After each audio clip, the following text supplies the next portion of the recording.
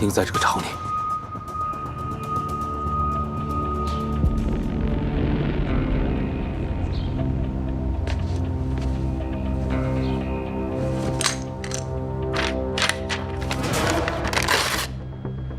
队长，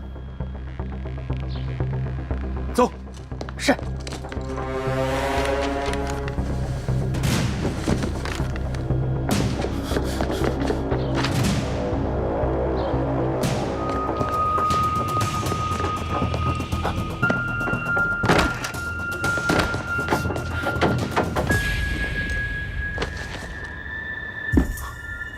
这家伙刚跑。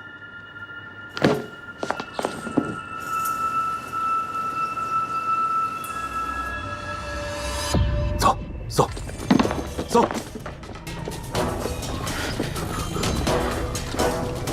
分开走。是。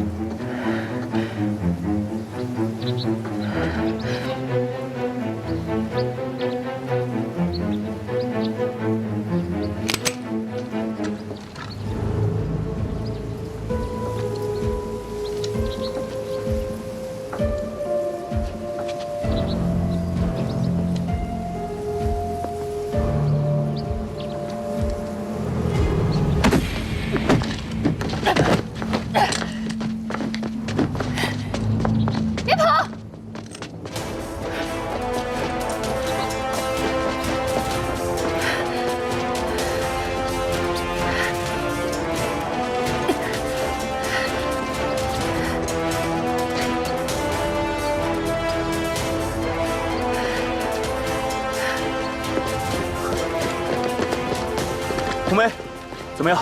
有发现吗？接着搜。是。是。去那边看看。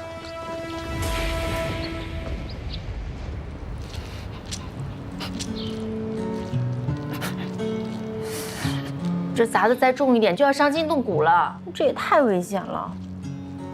没事儿，出任务哪有不受伤的？还没事儿，你看的只是淤青。 针消下去也得10天半个月的，要真留下病根儿，你哭都来不及。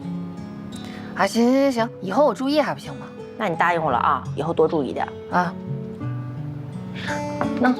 拿着这个，什么呀？啊？哪儿来的？哎，谁让你吃了？这是给你消淤青用的，熟鸡蛋可以让你快速消肿。啊？那这多浪费啊！啊，还有一个，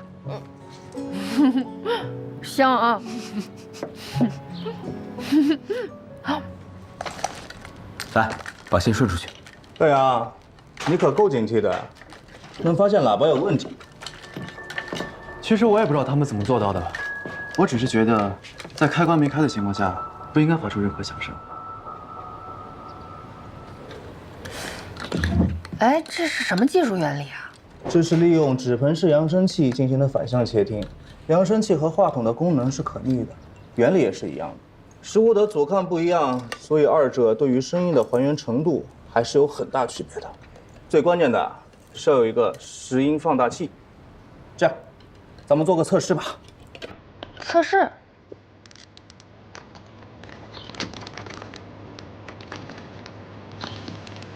这什么声音？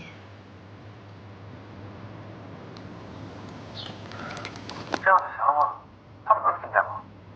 应该是差不多吧。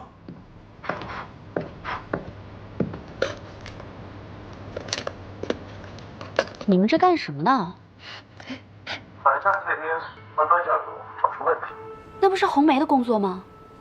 庞红梅啊，侦查和行动能力确实出类拔萃。但是生活自理能力上嘛，差点儿。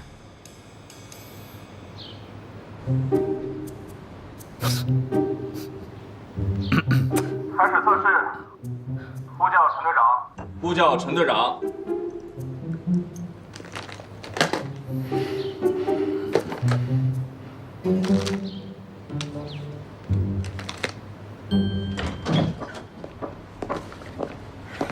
这个鸡蛋羊，说我生活不能自理，我什么时候不能自理了？人家季丹阳可没这么说啊，即便说了，也不是那个意思。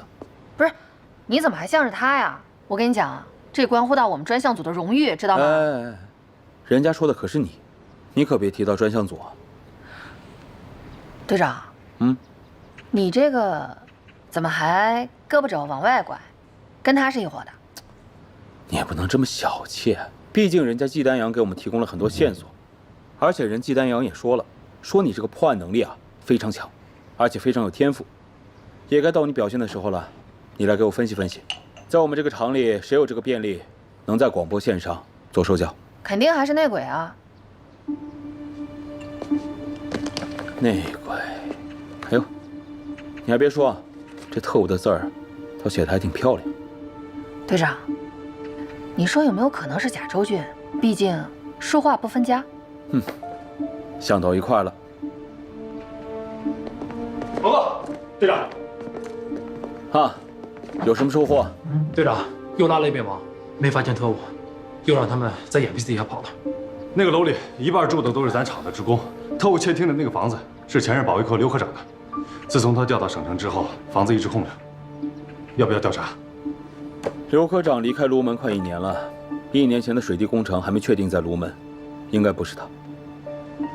现在谁管线路，后勤谁负责，这件事情必须得查清楚。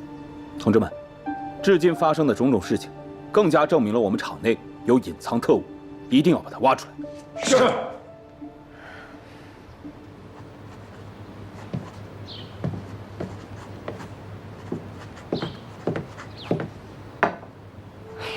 谢谢。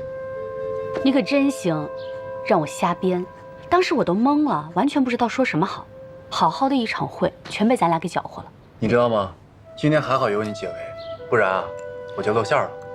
你别说，你今天还真是上了一堂特别生动的基础物理课，还没收他们学费呢。你就这么信任我？万一我也接不下去怎么办？那就把这字条接着传给楚工呗。可以啊，天天跟专项组的同志在一起，都学会临危不乱了。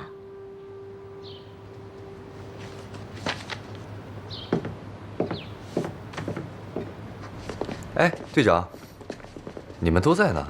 李科长，报的什么呀？这么多？这是咱们厂新来的员工档案，你说巧不巧？正好108个，快赶上水泊梁山108位好汉了。行了，你放那儿吧。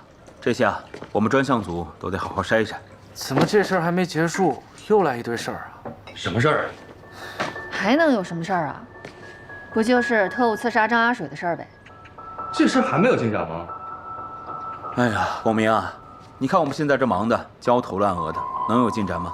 这些档案我们一定要仔仔细细查，千万不能让特务把钉子打到我们厂里。是。可以，再往下点，别那么使劲儿。啊，好嘞，师傅。可以。行，就这么接着焊吧啊。哎呦，看什么看？啊，你眼睛不要了？不知道电焊壶打眼啊？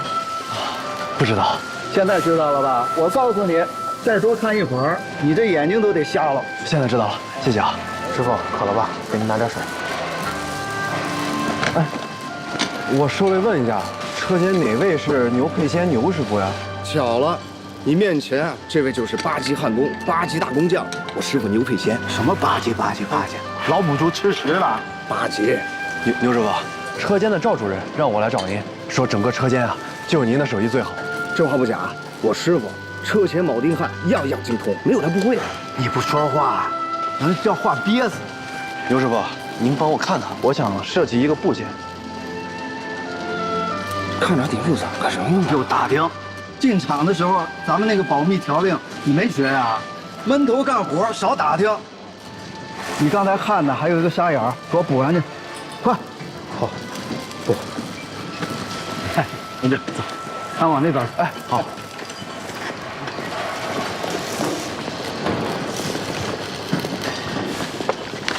哎，我看看，这图纸是你设计的？啊，对，您看设计的行吗？这图纸画的好啊，小伙子，你将来肯定得是个专家，是吧？我呀在大连造船厂干了一辈子，你这图纸我打眼一看就知道，这是飞机上的暖壶，高水平呐！牛师傅您太客气了，您看看这能做吗？哎呀，厂子里派我们来，不就是解决问题了吗？你这个图纸啊，给我1个月时间，我一定给你弄出个像模像样的来。1个月啊？能再快点吗？你想多快？明天肯定是不行了。哎呀，就你这个图啊，怎么也得10天半个月的。行，那就麻烦您了，牛师傅。我这图纸啊，如果做的哪个地方有不对的，您就跟我说，咱们一起改进改进。挺好的。半个月，真的行？小伙子，我姓牛可不吹牛，给我半个月时间，我一定给你弄出来。行，那也太麻烦您了。小伙子，你叫什么名？我姓季，叫季丹阳。我这话搁这儿了，将来你肯定得是个专家。行，承蒙季爷。东升啊，现在情况就是这么个情况，你帮我想想辙啊。我看看。我不管啊，你必须得帮我想办法。行，这个事情我想想看。啊。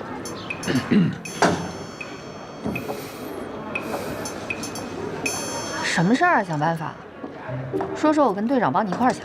没什么，我跟陈队长聊一点私事。嗯，对，我们聊点私事。私事？啊。嗯。跟我有关吗？没关。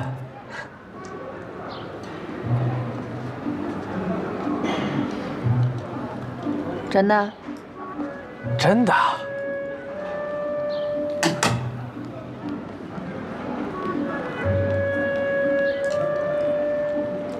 贺喜文都告诉你了？我用他告诉我吗？我是干什么的呀？拿出来。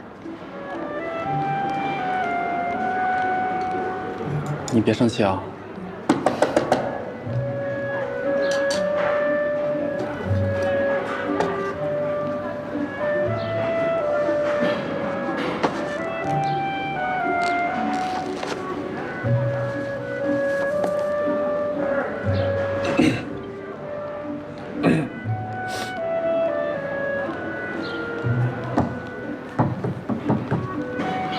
你就是这么对待我跟白慧的友情？红梅啊，你可千万别小看这堆粉末。通过这个手串啊，我们精确的算出，哎，就这几颗珠子里面含的2氧化钛的含量高达95%以上。这金红石啊，又是提炼钛金属最重要的矿物原石。红梅，真的，这手串帮了我们大忙，帮我们水滴工程大忙。谢谢你啊，真的谢谢你，千万别生气。哎。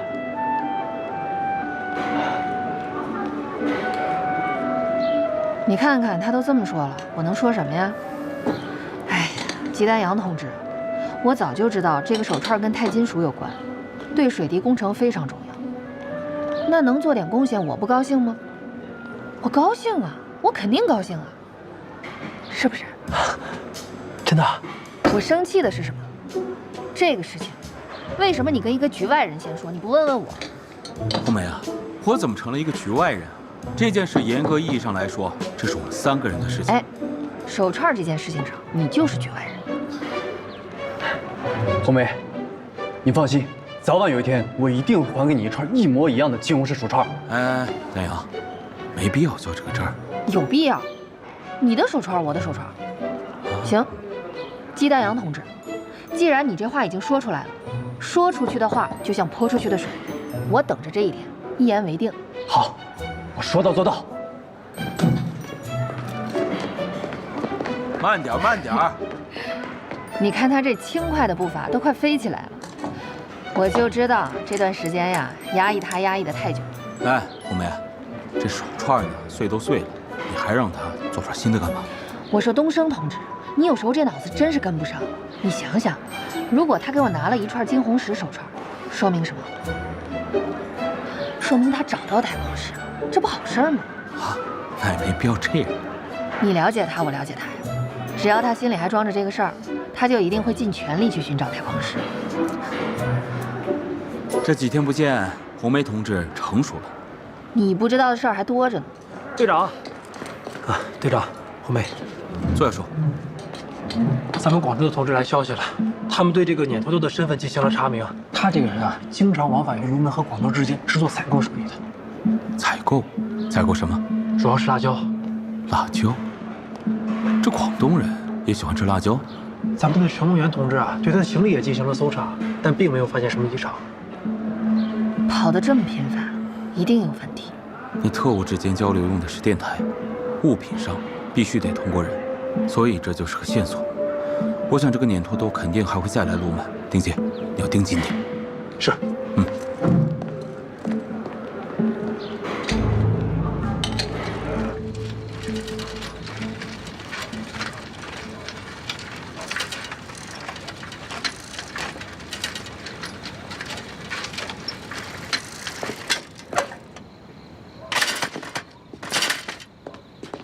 回来了啊，洗衣服呢。啊。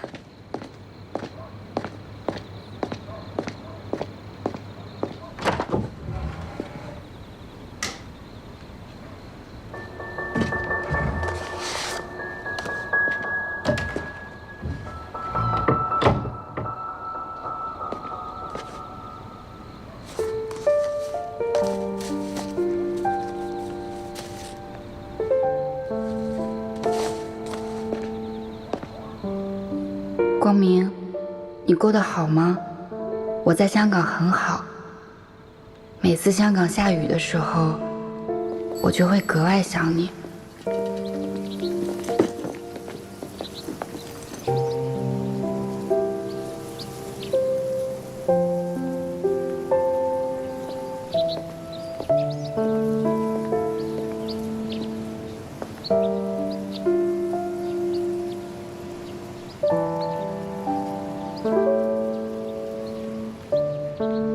香港的天气和没有你的日子一样糟，我开心不起来。我会想起我们的初始，我们的曾经，一切美好的日子。我知道你一定会完成磐石行动，而我会在维多利亚港第2个渡口等候带着胜利霞光而来的你。光明，我想做你最爱的女人，你使我的心里充满光明。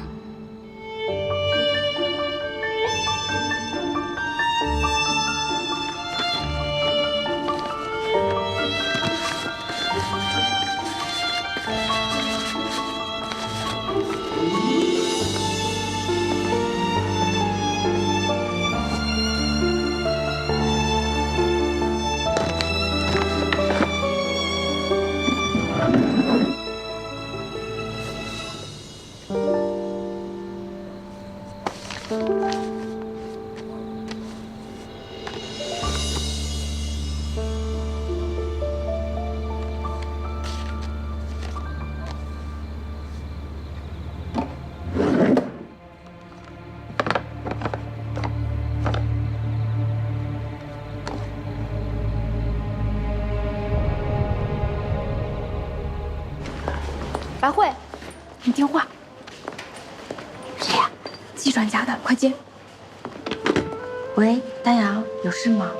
喂，白慧，明天周末你有空吗？啊，我应该有时间吧？怎么了？是这样，明天正好周末，我想再去一趟犀牛角。你要是有空的话，明天下午我们一起去。啊，好啊，我陪你去。这次啊，我保证一定不会被落下。那我们说好了，明天下午1点半，常理一起出发。啊，好，那明天见。再见。季专家约你出去玩啊？他让我陪他去东山找石头。哦。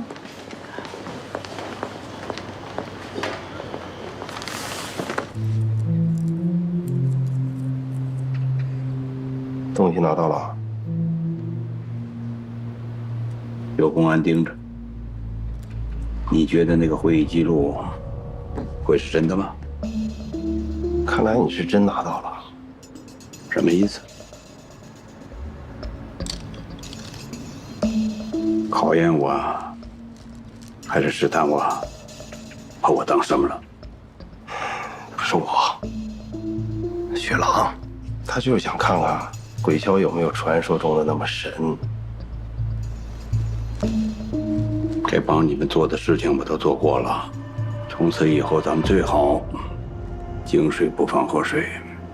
我说过的，我不想再改变我现在的生活。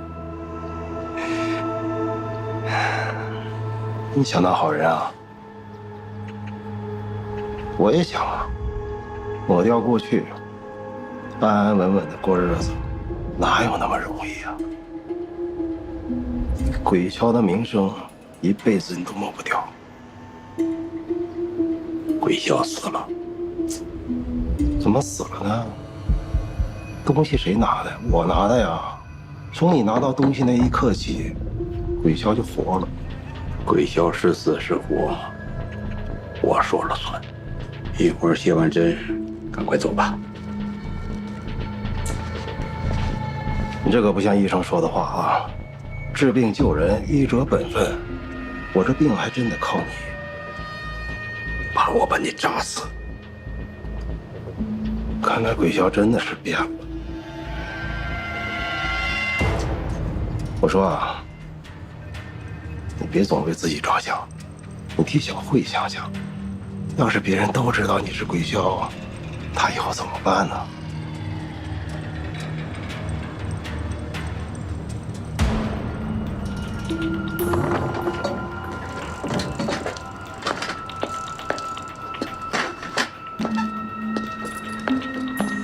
爸。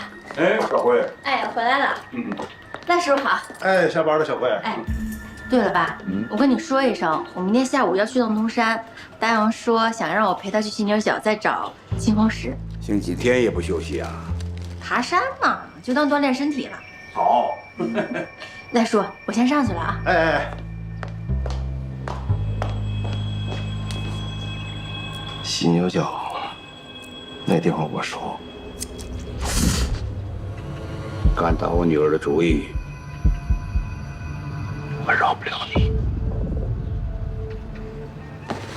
你看，我觉得这块儿咱们得这样，看这个线索查下去。好的。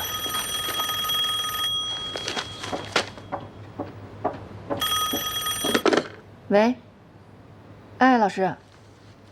哦，好，我马上过去。哎。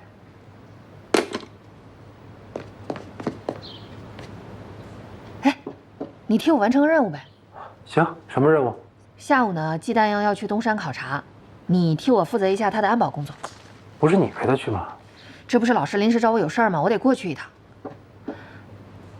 提醒你点，这季丹阳的体力你也知道，爬山的时候你得悠着点儿，别让他跟不上。行，放心吧。行，那我去了。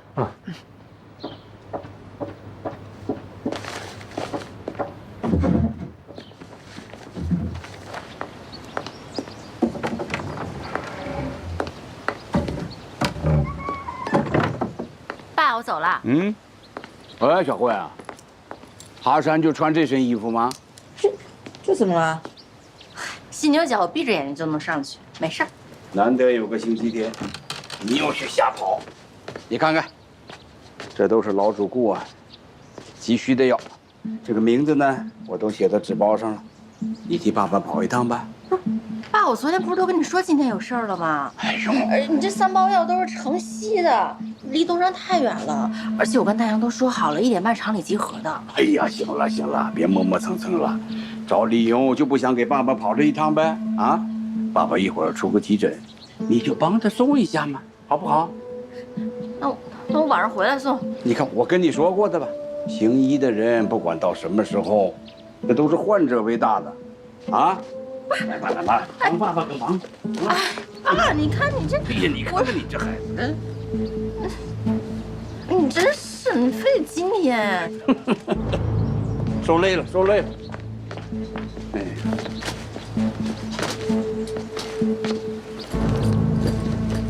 注意安全。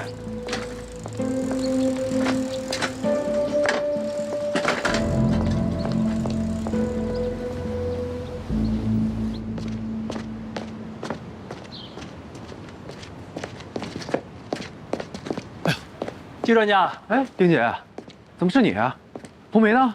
啊，红梅啊，临时有任务，她走的时候特意嘱咐我了，让我上山的时候悠着点，怕你跟不上。还想跟他比试比试呢。都1点半了，白慧怎么还没来啊？哎呦，季专家，咱就别等了，咱们现在出发啊，天黑之前都不一定能赶回来。安全起见，咱们还是现在出发吧。啊，是，找监护室重要吗？这样，一会儿跟门卫说一声，要是白慧来了，直接东山跟我们集合。行，上车吧，走。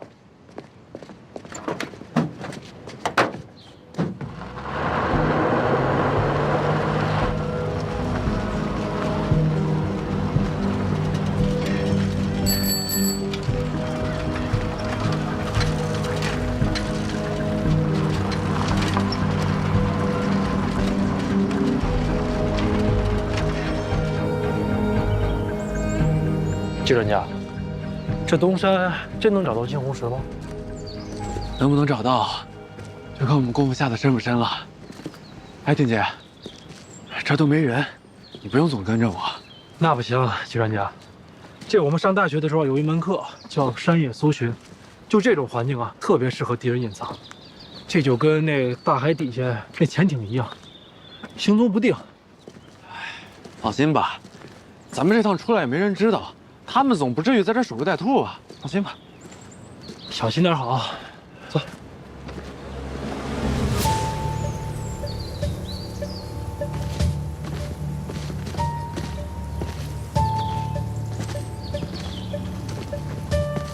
快到了吧？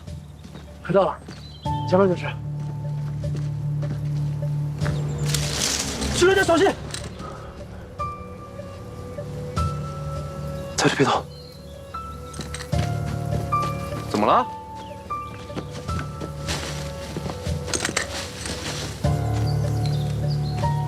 一惊一乍，跟彭红梅似的。小心无大错嘛。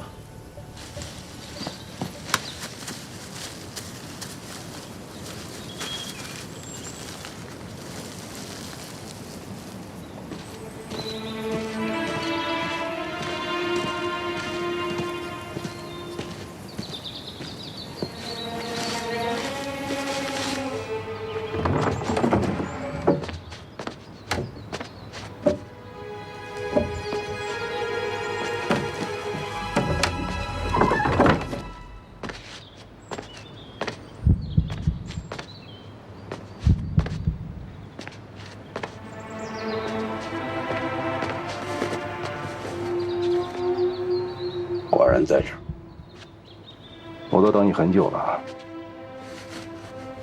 怎么着？不放心你的宝贝女儿啊？明白就好。我当然明白，我就怕你不明白。你要是不跟我们合作，徐文正你看见没有？那也就是你的下场。说大话会压寒气的。你应该了解雪狼，你不为自己着想，你得为小慧想想。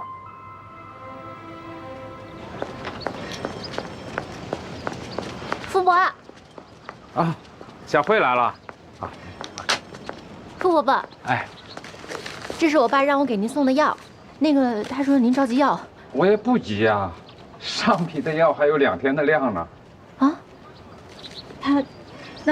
那他可能是担心，就让我提前给您送来了。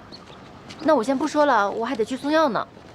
这是照相馆的老唐和梁户的小好。哎呀，这2户我帮你送，前后街的事儿。您认识他们？你忘了？解放前你傅伯伯我是做什么了？忘了，您是老警察。那我先走了，谢谢傅伯。嗯，慢走啊。说吧，雪狼干嘛非要拿我出山啊？因为你是鬼枭啊。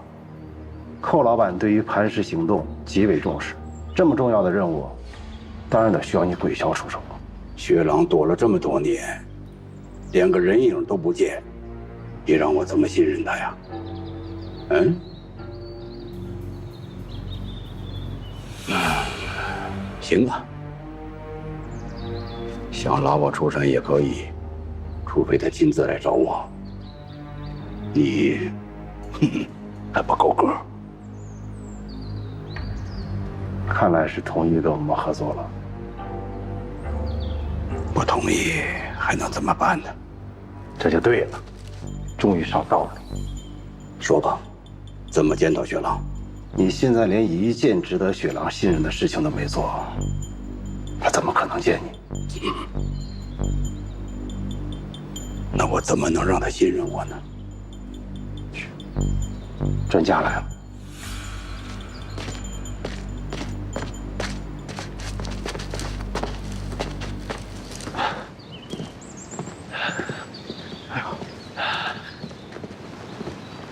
季专家，哎，喝点水。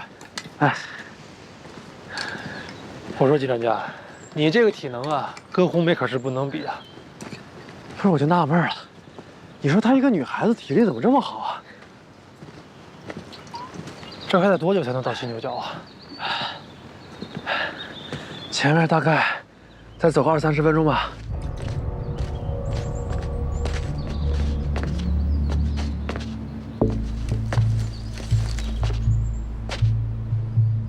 这是个什么地儿？关帝庙。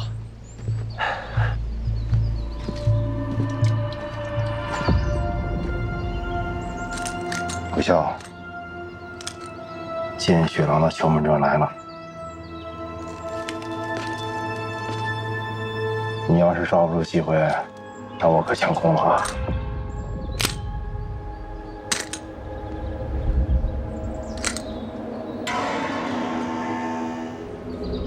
周围一定还有公安，保护他。你要是放过他，雪狼可就放不过你了。别用这么低级的手段，啊！做事情要不露声色，给自己留条后路吧。行啊，那我今天就见识一下贵校的手段，什么叫高级。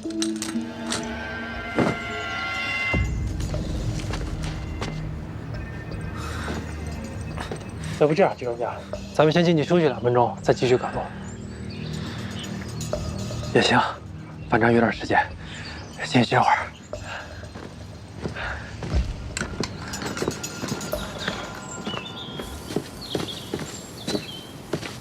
哎，这不是老白家的幺妹儿吗？上山找你爸去啊？不是，我爸今天没上东山。哎，刚才我在山上看见你爸采药了。什么时候？哎，上去好一会儿了。哦，哎，说再见。哎。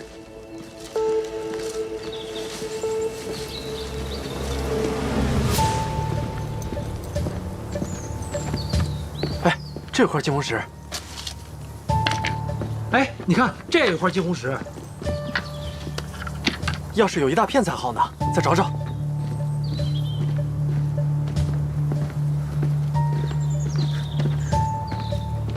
等一下，季专家。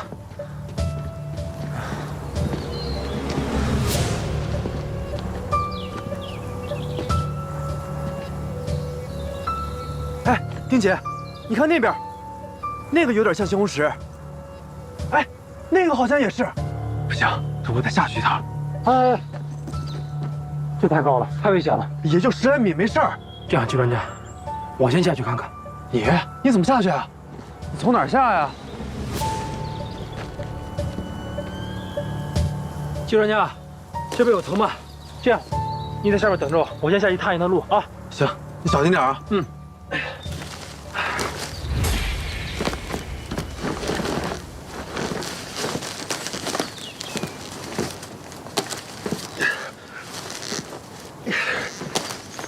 怎么样啊，丁姐？我还好，小心点啊！你小心点啊！怎么样了，丁姐？我没事儿，我再下去探探。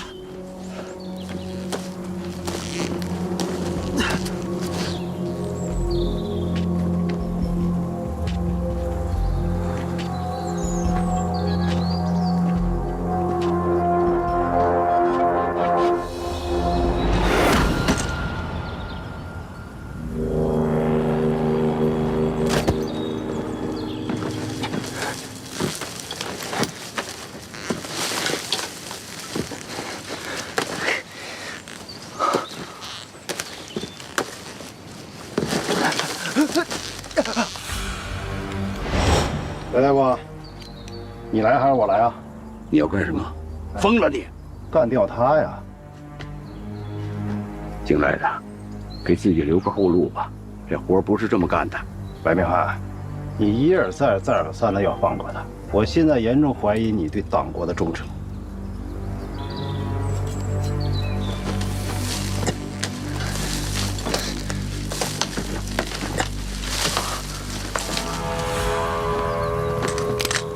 站住！回来干正事儿。姓赖的，要杀了我吗？来呀！现在寇老板严重怀疑你对党国的忠诚，干了这票啊，关系到你跟小慧今后的日子。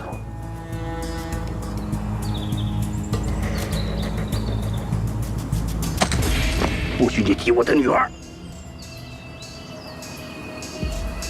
这一趟必须要制造一个意外的死亡，意外的现场，懂吗？否则的话，你我们两个谁也跑不了。我快到顶了，局专家，局专家，局专家，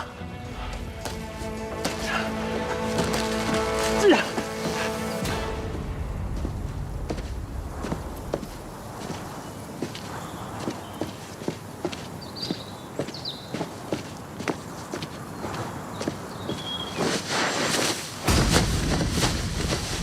陆盘，你这后路留的有点意思啊，活干得漂亮。我代表雪狼，欢迎鬼骁归队。你代表不了雪狼，回去告诉雪狼，他让我干的事儿，我给他干了。你放心，话我一定带到。我相信雪狼很快就会见你的。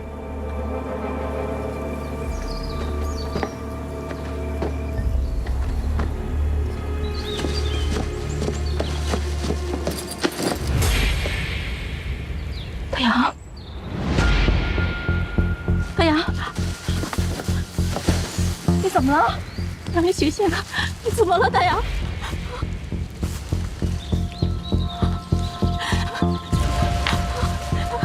大洋，你别吓我，大洋！大洋，大洋！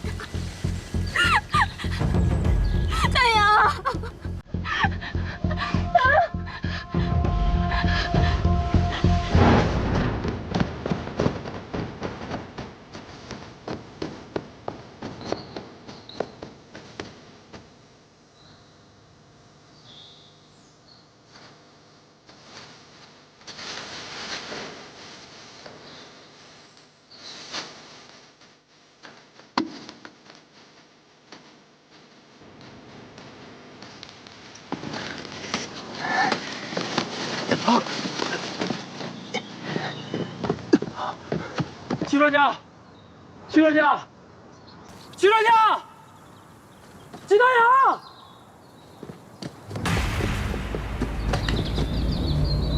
季大洋。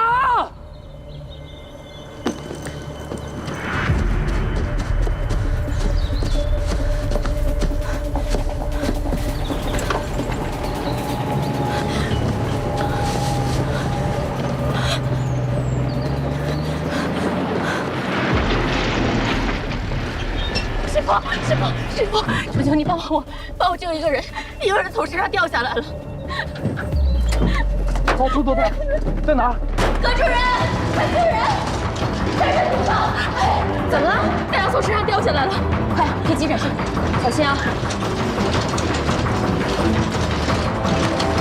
大慧，快去找夏院长，快去！是。豌豆黄，哎。你洗完手再吃啊？到现在还不拘小节的，将来怎么嫁人啊？嫁不出去就跟着老师一辈子抓特务呗。我告诉你，我可一直把你当成我的亲生女儿，哪有长辈不为自己女儿的终身大事担心的呀？啊，你说你都多大了啊？哎呀，你就别操心了。这个真的好好吃，你吃这个，老师。我不吃。不是，你吃这个，真好吃。哎，老姜来了。月啊，哎，听说有进展了。美术老师的事儿有线索了，现在符合我们推断的一共就2个人，一个叫赖长青，一个叫郝东阳。这是他们的资料。不过可惜的是，他们资料是建国前的，没有照片。那就从学校找，从他们的老熟人当中找。好。喂，来这个。好。什么？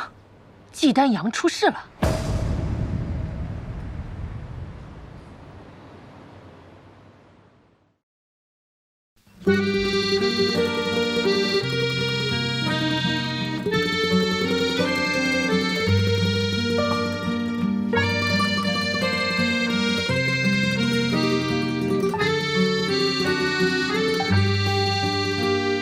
勇敢的理由，在你的眼眸，相对不用说出口一样的感受。无论去哪，结伴出发，执着于沉默表达。汇聚成铁流，先共赴同舟，青春中化成星斗，温暖在心头。那片静悄的山崖，长满了白花，管它雨雪和风沙。